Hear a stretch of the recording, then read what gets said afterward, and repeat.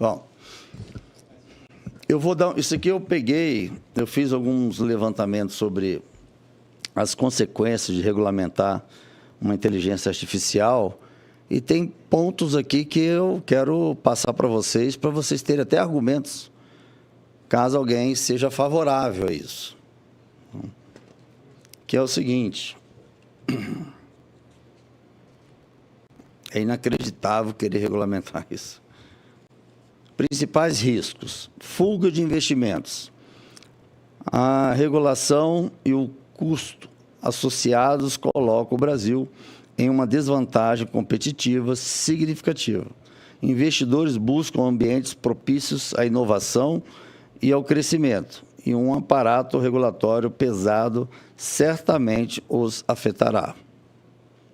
2. Isolamento tecnológico. Exigências burocráticas incompatíveis com a realidade do mercado podem impedir o lançamento de novos produtos no Brasil. Isso não só nos isola tecnologicamente, mas também nos impede de acompanhar o ritmo acelerado das inovações globais. Ou seja, vai estar todo mundo com a Ferrari a 400 por hora e nós vamos estar de fusquinha aqui a 80 por hora.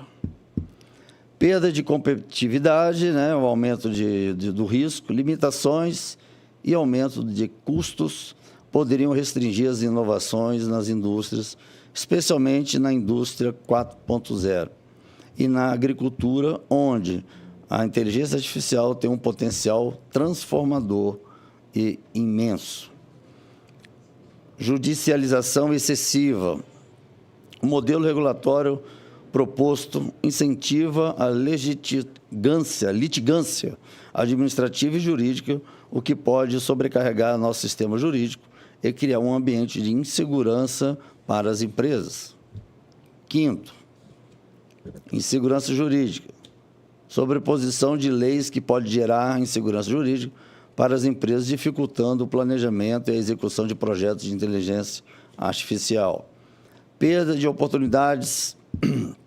A regulamentação pesada pode prejudicar o Brasil em tornar um hub de investimentos em inteligência artificial, afastando empresas e startups que poderiam trazer inovações e desenvolvimento econômico. Retrocesso à reforma trabalhista.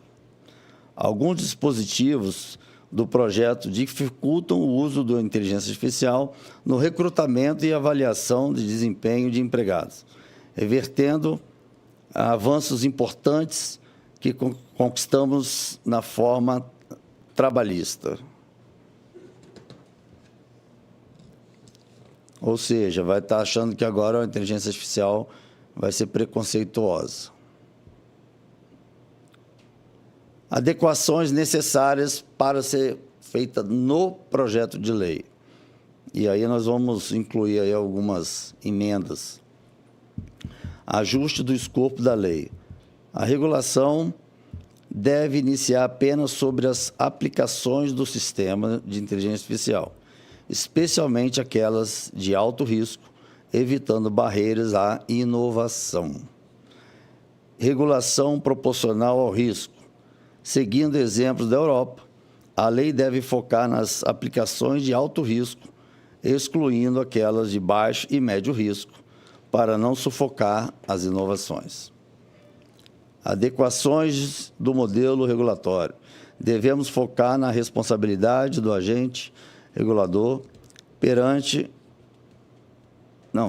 do agente regulado perante o regulador, e não na criação de novos direitos para usuários, o que complicaria ainda mais o cenário regulatório. Questões trabalhistas. É necessário suprimir dispositivos que criam embaraços ao uso da inteligência artificial no recrutamento e avaliação de desempenho de empregados, mantendo os avanços de forma trabalhista. Convergência com normas internacionais. Harmonizar a regulamentação com normas internacionais para evitar assimetria regulatória e garantir que o Brasil possa competir em pé de igualdade no cenário global. Então, aqui no final, somente assim podemos garantir que o Brasil não fique para trás na corrida tecnológica. É algo surreal pensar na aprovação de um projeto de lei como esse. Eu peço até que principalmente os capixabas que me colocaram aqui, possam se manifestar, né, se é favorável ou contrário.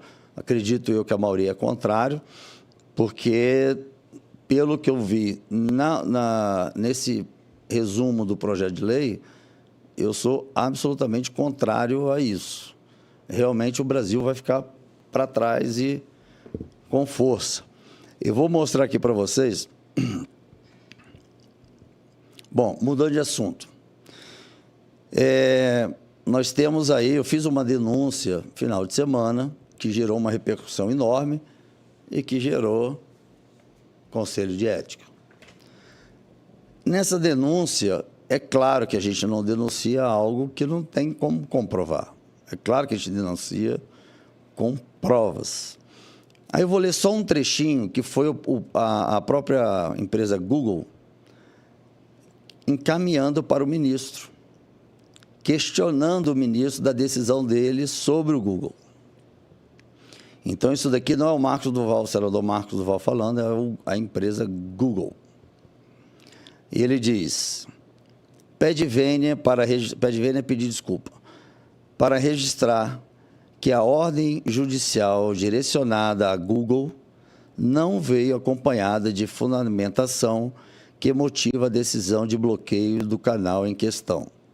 Ou seja, qual é a fundamentação? Qual é o motivo da ordem judicial, da ordem do ministro, para que pudesse derrubar uma rede social? Ou é o que eles propõem, estavam propondo e não mais foi aceito, era tirar somente a postagem a qual o ministro achava que era fake news, né? Esse inquérito do fim do mundo.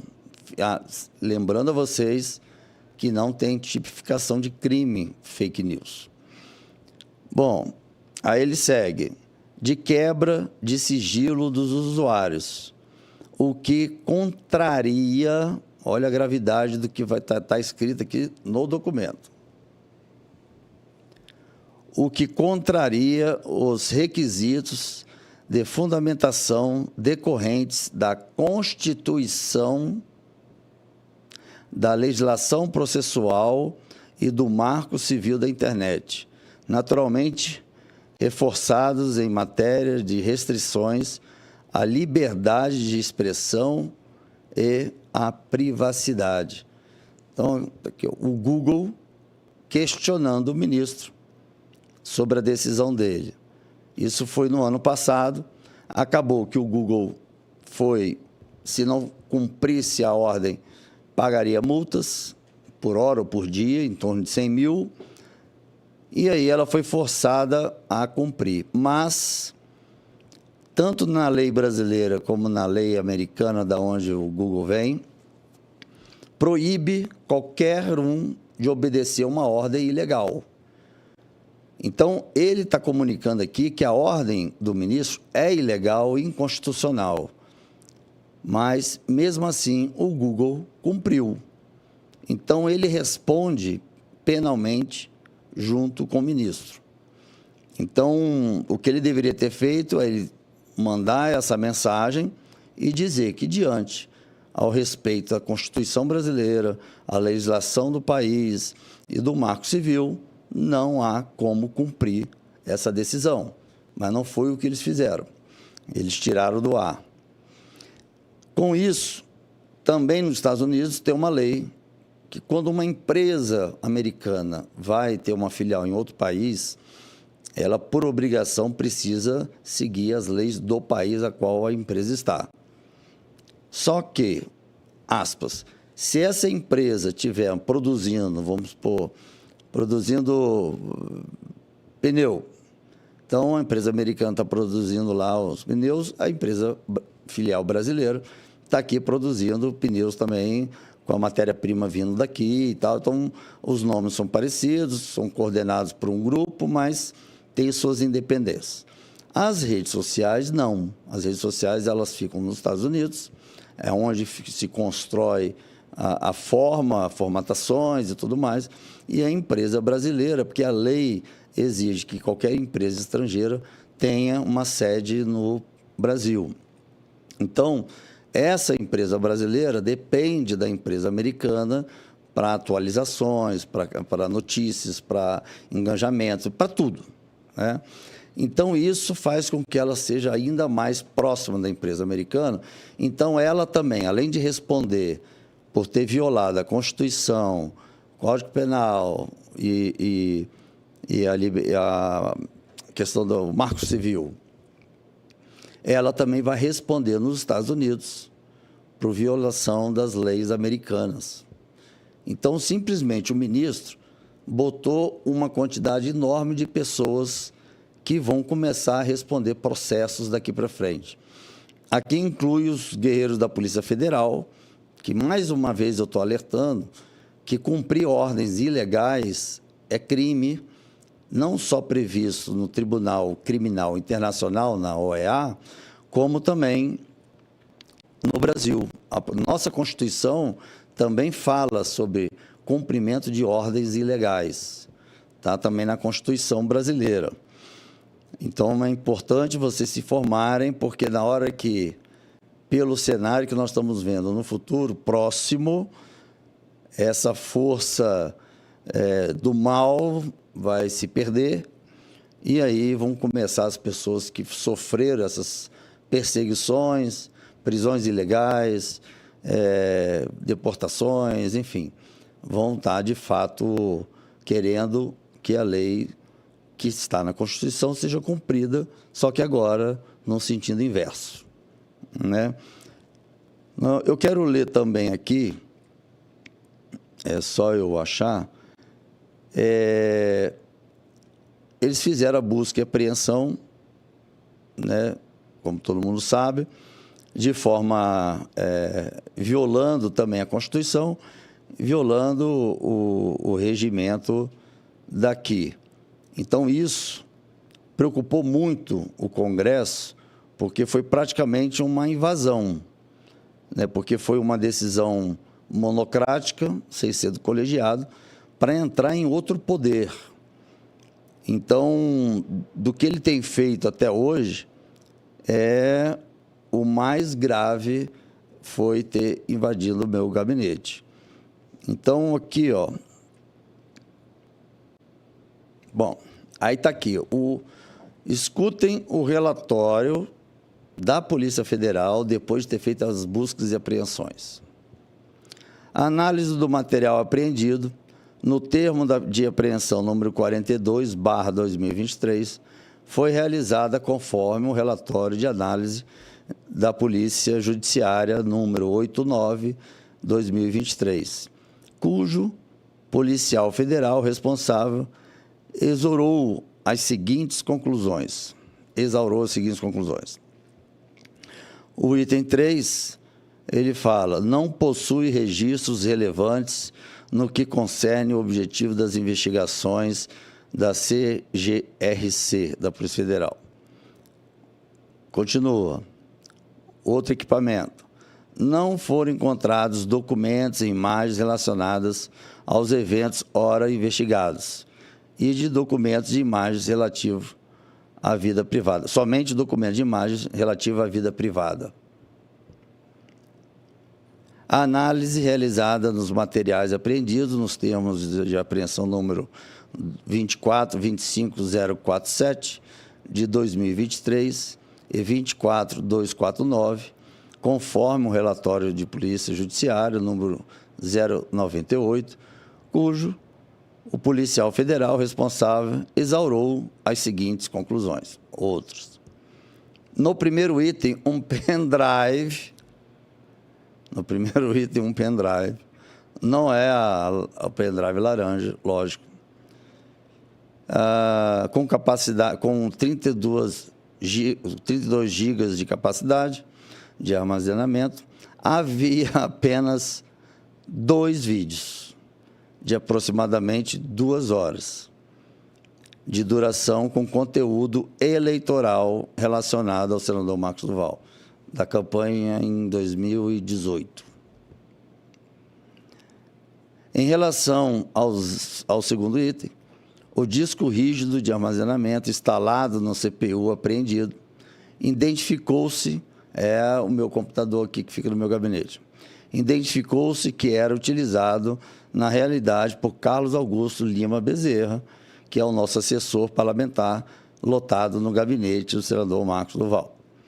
Apurou-se que o conteúdo armazenado na mídia do item 2 compõe-se, em maioria, de projetos legislativos, alguns ofícios e temas diversos. Nada foi encontrado que contribui para o desline da presente investigação. Repetindo, nada foi encontrado que contribui para as investigações do presente inquérito. Então, mais uma vez aqui eu coloco para vocês, e sempre afirmei para vocês a questão da minha luta aqui no Senado, combate à corrupção, crime organizado, tráfico internacional de crianças e tudo mais. Só que depois que eu estive no galpão, eu fui o único parlamentar que esteve no galpão, não no presídio, mas no galpão. E lá no galpão eu fiquei realmente impactado com o que eu estava vendo, com claramente ações contra os direitos humanos. Então, a única corte que pode penalizar individualmente é na OEA, que tem a corte, o Tribunal Criminal Internacional. Esse tribunal é o único que pode dar ordem de prisão individual. Então, não é o Brasil ser penalizado, alguma coisa nesse tipo. Então, de fato, a penalidade vai para a pessoa. Então, com o material que eu já deixei lá desde o ano passado, que referia ao dia 8, e a mim, já é mais do que suficiente para dar a penalidade. Eu não sabia, é bom vocês estarem sabendo também, que só o fato de ter tirado suas redes sociais do ar já configura uma quebra do direito humano, que é o direito da liberdade, direito de comunicação, de expressão. Então, isso também cai como um artigo na Corte Criminal, no Tribunal Criminal, para que a pessoa que tirou do ar suas redes sociais também responda por crimes contra os direitos humanos. Essa também foi uma surpresa para mim. E, como eu estava sem, que eu fiquei um ano sem, assim eu aproveitei e protocolei. Nós temos, então, uma sequência de ações que tem gerado aí, né, a indignação de todo o Brasil. Então, essa semana eu fiz uma denúncia gravíssima, fui notificado para que eu pudesse provar o que eu tinha dito em 2 dias úteis. Não, em 2 dias, contando sábado e domingo, 48 horas. Com isso, é óbvio que eu solicitei nos Estados Unidos, porque está lá, uma cópia dessa documentação, foi enviada, e eu postei nas minhas redes sociais. Então, não só enviei para o ministro as provas, como também publiquei nas minhas redes sociais. Então, tem 2 dias que eu venho publicando uma sequência de documentos das ações que violam a Constituição e o nosso Código Penal. Então, o que é mais que nos causa indignação é a questão do ministro que faz o juramento para proteger a Constituição.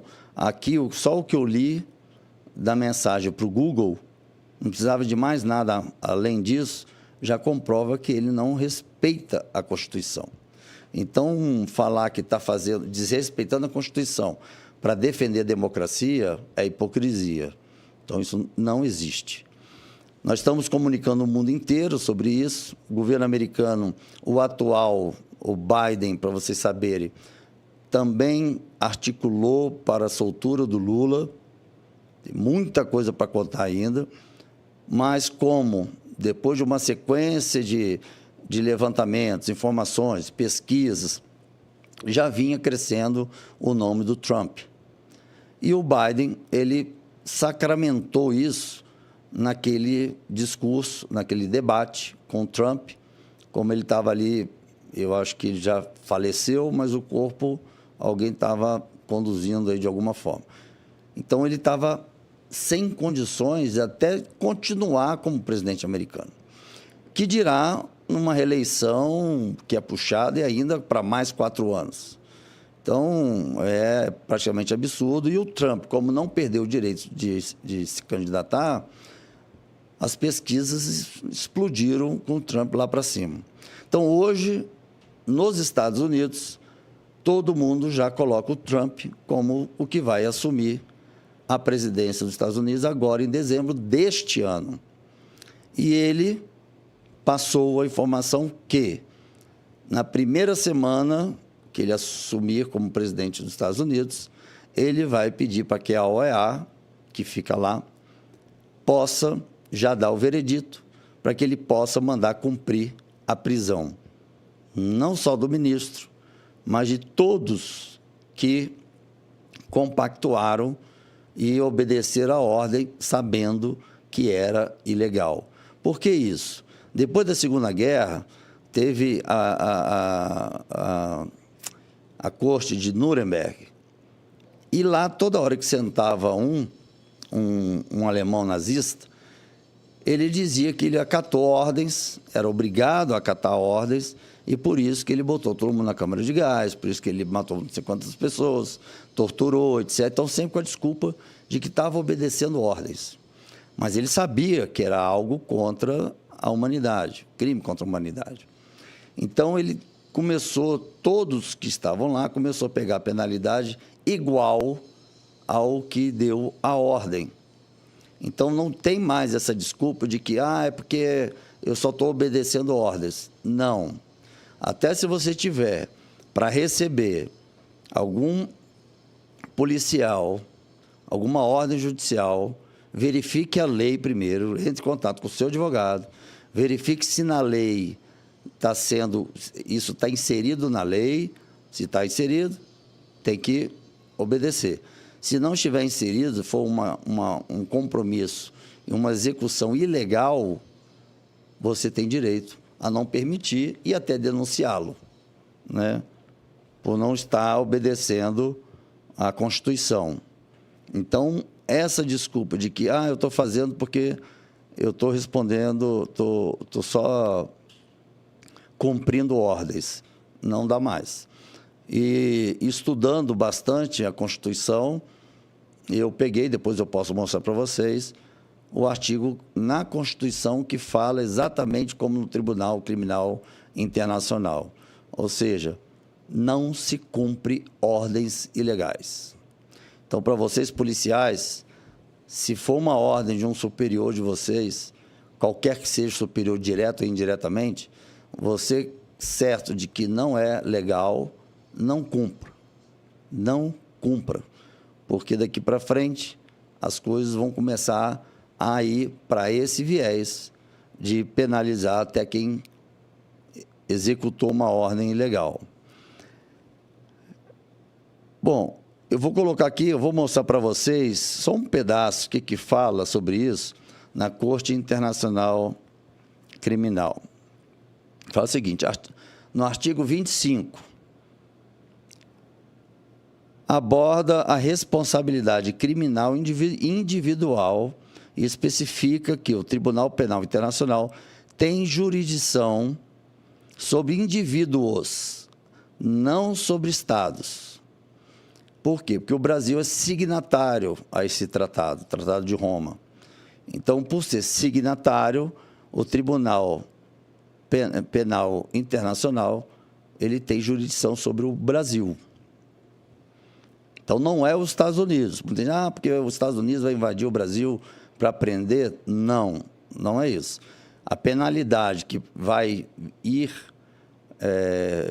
nas mãos dos americanos é a proibição da entrada do ministro nos Estados Unidos, qualquer acordo ou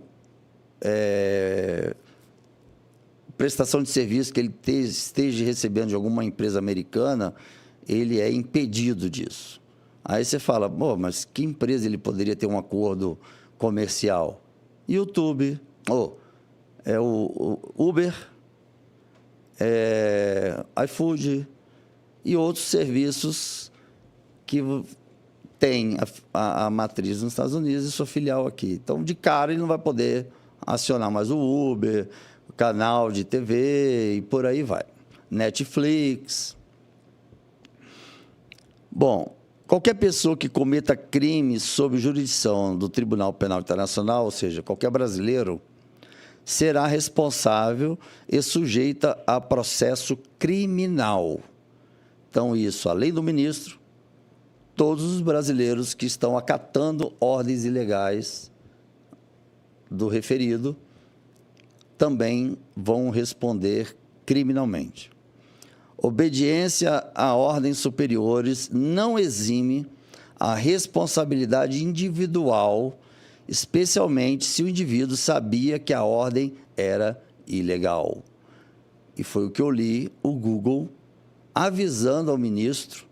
Quer dizer, é meio que passar uma missa para um padre, mas o Google fez um documento dizendo que o ministro estava descumprindo a Constituição, a legislação brasileira e o marco legal da internet. Então, aqui vou ler de novo.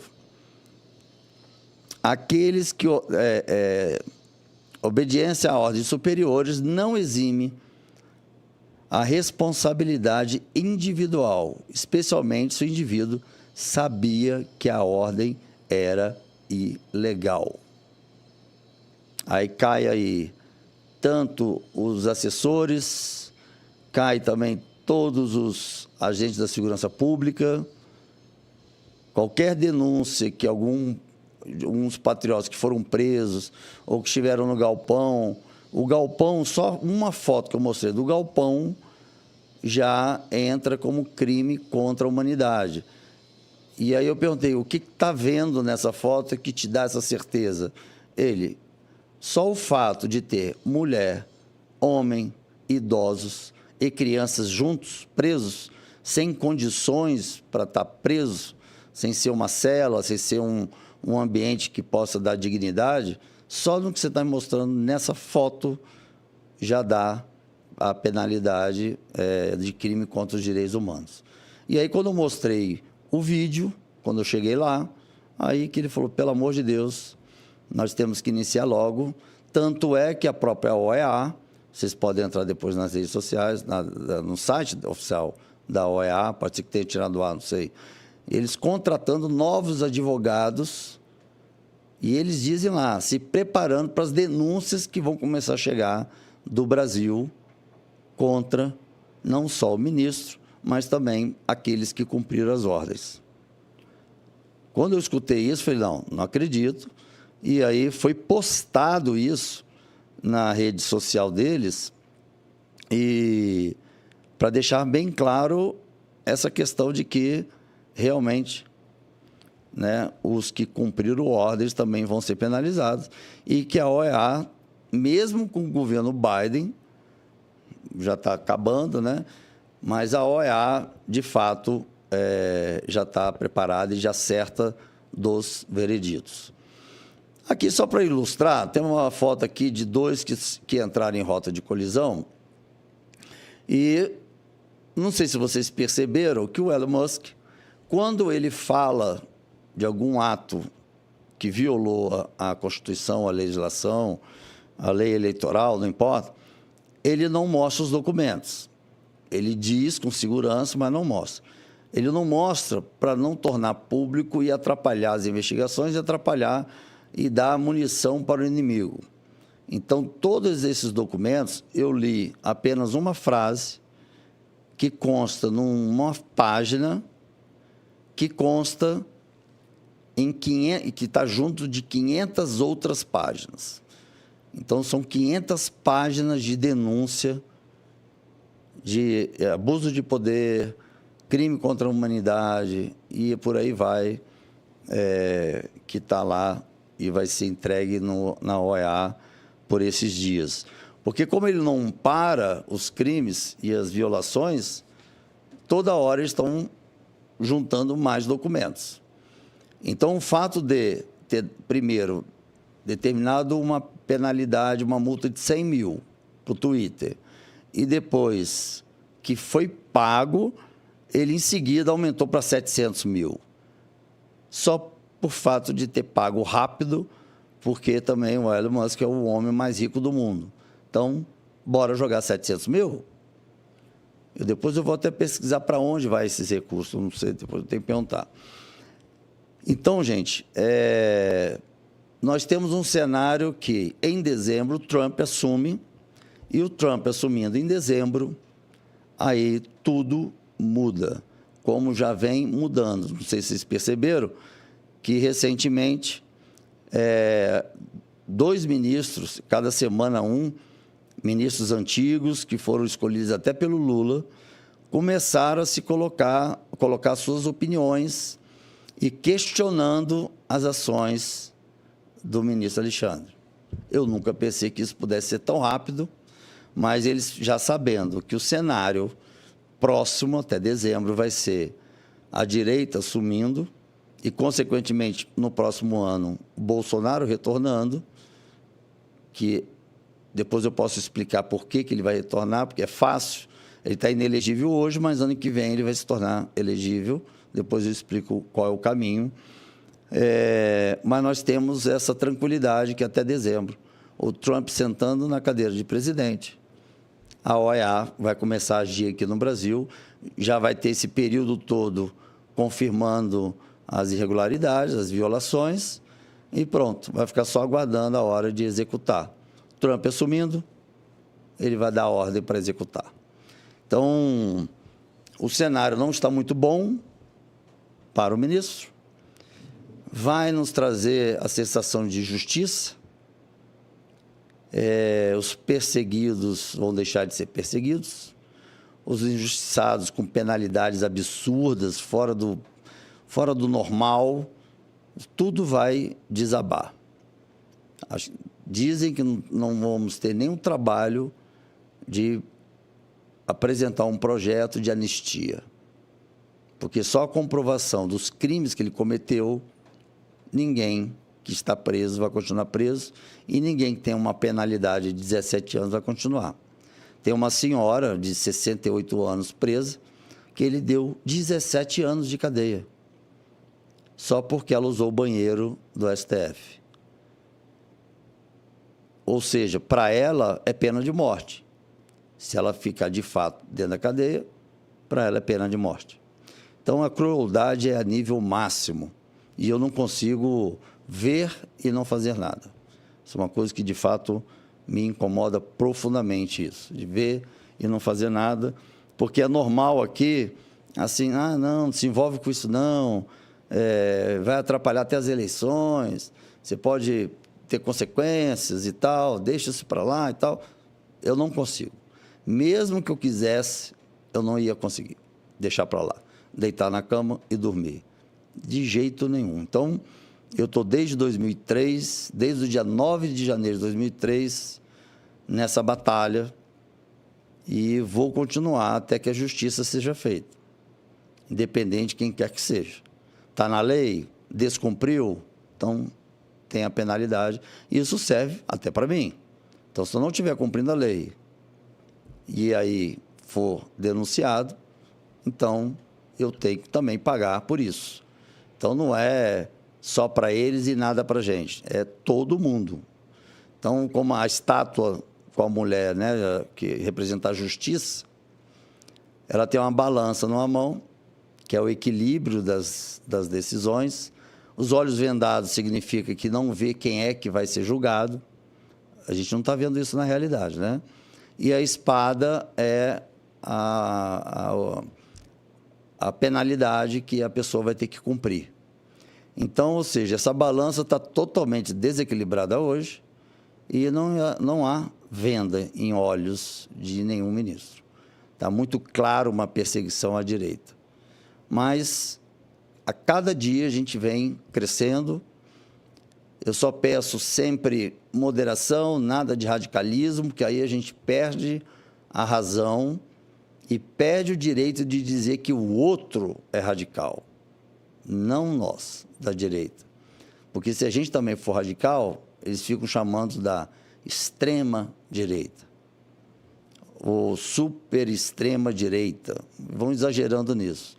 E quando a gente começa a fazer o movimento, pode ser de protesto, pode ser questionando o atual governo, mas sem radicalismo, a gente acaba tendo muito mais argumento e muito mais pessoas vão ver, de fato, ele foi educado, falou, e aquele grupo não obedeceu. Então, a gente tem que seguir nesse sentido, porque se for usar das mesmas ferramentas, a gente não vai ter razão. Como dizem um ditado japonês, uma mão suja não pode lavar a outra, porque vai sujar as duas mãos. Então, é isso aí.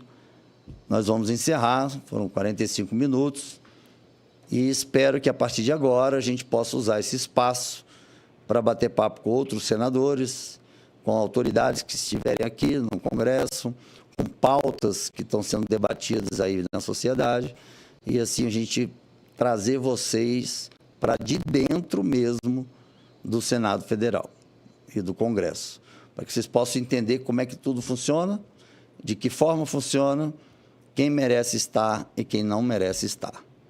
Ok? Foi um prazer falar com vocês. Então, até a próxima. Agradecer a equipe aqui que fez toda essa estrutura para que nós pudéssemos estar se falando agora. E vamos estar mais vezes juntos. Ok? Um abraço a todos. Fique com Deus. Fui.